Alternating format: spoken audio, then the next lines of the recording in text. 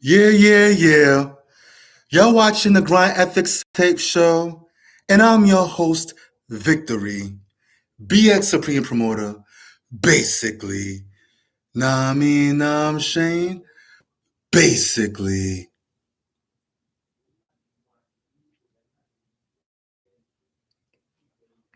Yeah, thank y'all for watching the new episode of Grind Ethics. Nah, I mean, yo, anybody that like this episode of the Grind Ethics Mixtape Show, I'll be very grateful if anyone could follow me on Instagram, Grind Ethics, Instagram, Grind Ethics. Also, I'm on TikTok as well. And if anybody definitely liked this episode, I'll be very grateful if anyone could, bless me with or hit me with a friendly donation. Ain't nothing crazy, ain't no stress or whatever. Yo, this episode, I'm gonna introduce you, or about to introduce you to a whole new segment of the Grind Ethics Mixtape Show called Big Without the Fame. That's Big Without the Fame. Basically, I'm giving honor or love to artists of different types, whether they're DJ, producers, rappers, singers, artists who don't care about the fame. Okay?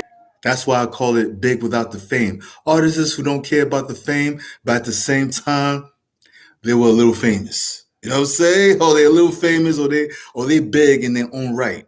That's why I call it Big Without the Fame.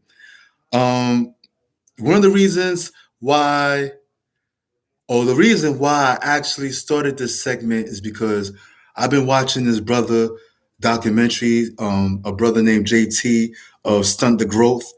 I got nothing bad to say about the brother. You know, I like his stuff. I'm actually a fan of Stunt the Growth. You know what I'm saying? Um, no, Growth Stunted. I'm actually a fan of Growth Stunted. You know, by JT. But one thing I can't stand about the brother. Okay, first of all, Stunted Growth is about artists, is about rappers and singers or whatever that he talk about that didn't really make it that big. It wasn't really that famous or really didn't get their just due as an artist. That's what he called it, stunted growth. And he give y'all reasons why their growth was stunted, whether it was their fault or somebody else's fault or whatever. But one thing I was mad about the brother is because one time he mentioned Fabulous. I'm like, Fabulous? Stunt growth? But Fabulous ain't got nothing to prove.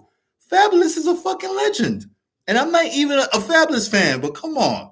You look at Fabulous resume. Come on, bro. And he's still respected and he's still relevant. Come on, bro. I felt like he was reaching when it comes to certain artists. And then he talked about Wu-Tang. Wu-Tang. Wu-Tang. Stunted growth and Wu-Tang don't belong in the same sentence. These niggas is icons. These niggas could go to anywhere in the planet and sell out shows. I'm like, no, brother. And then he was talking about artists that I really like and respect. And in the end of the show, or the end of his documentary, he's like, this is why his growth was stunted. Yeah, I'm like, yo. And I'm like, and I feel like the brother was dwelling too much on artists who was just satisfied with being an artist and satisfied with the little fame or recognition that they obtained over the years. You know, because some of these artists are still doing what they're doing. Some of these artists that he was talking about in his channel, they're still doing what they're doing. They're still, you know what I'm saying, going on tours, getting paid, doing shows. They're still feeding themselves and feeding their family off what they're doing. So what if they became big or so what if they was expected to be big time and didn't so-called make it? So what? You know? As long as a motherfucker's doing what they love doing, you know, what's the problem? So what if they're not iconic? So what if they don't build up a certain level of fame like Jay-Z, Drake, Lil Wayne, or whoever? or Beyonce or Mary J. Blige or whoever, you know. And my brother, JT, I got respect for you. But please do not mention my sister Mary J. Blige. You know I love me some Mary J. Blige. Now don't make her your next video, your documentary talking about Senate growth. Cause I'm gonna come after you, my nigga. I'm gonna come after you. You know what I'm saying? Anyway, big shout out to my brother JT from Senate Growth, man. You know I'm just playing with you. But he inspired me to do this segment called Big Without the Fame. Big Without the Fame. This is, like I said, this is I'm showing love and honor to artists who just didn't give a fuck about or don't give a fuck about the fame and industry politics or whatever. They just do what they do. They make their little money or they make their money, whatever they're satisfied with. They have their recognition or their little fame, and they do what they do, and they're still doing it. You know, one artist I'm about to talk about is the late Jay Dilla, music producer slash MC Jay Dilla, and he was a DJ as well.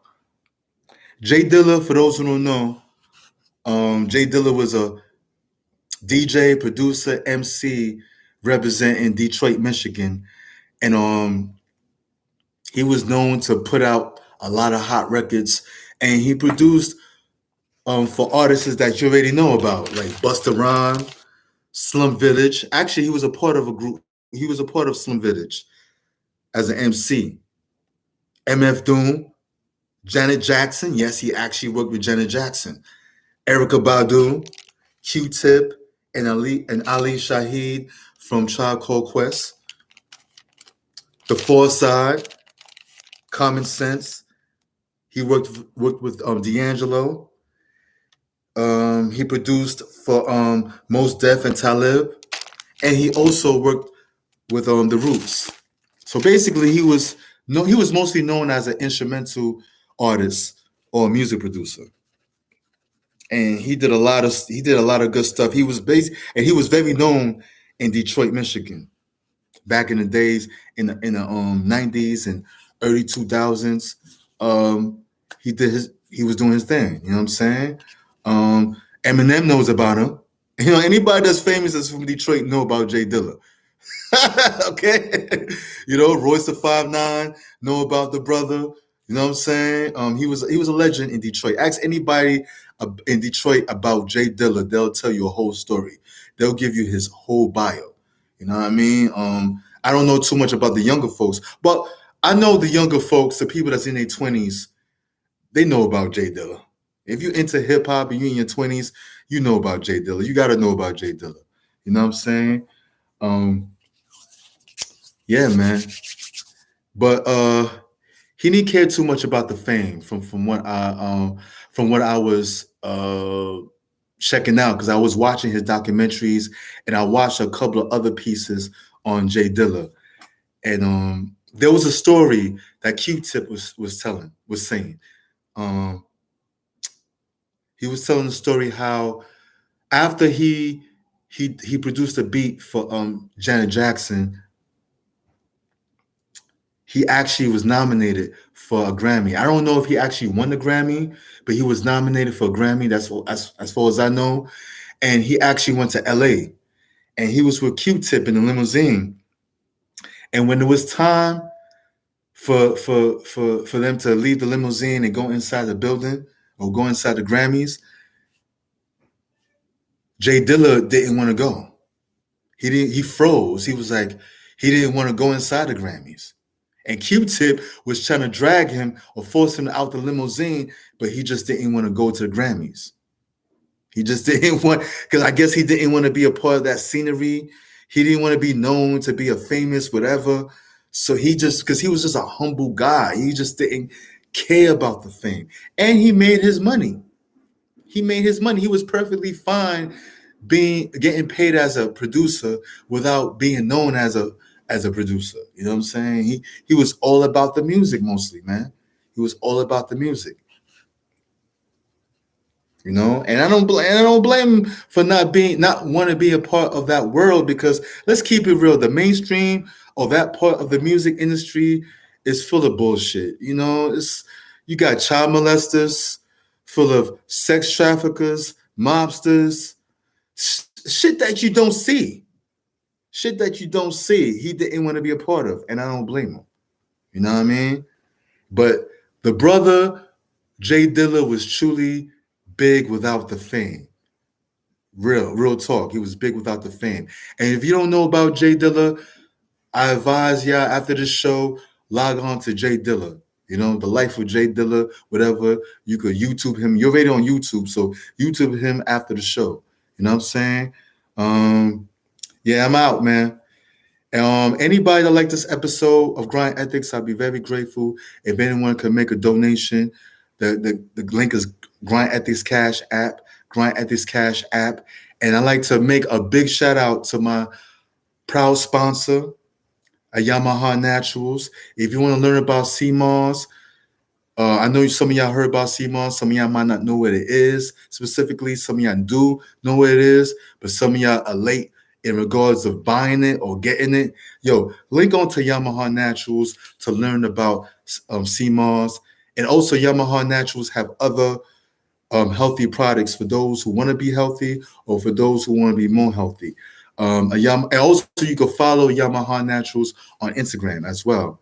Anyway, I'm out. I'm out, folks. The fuck?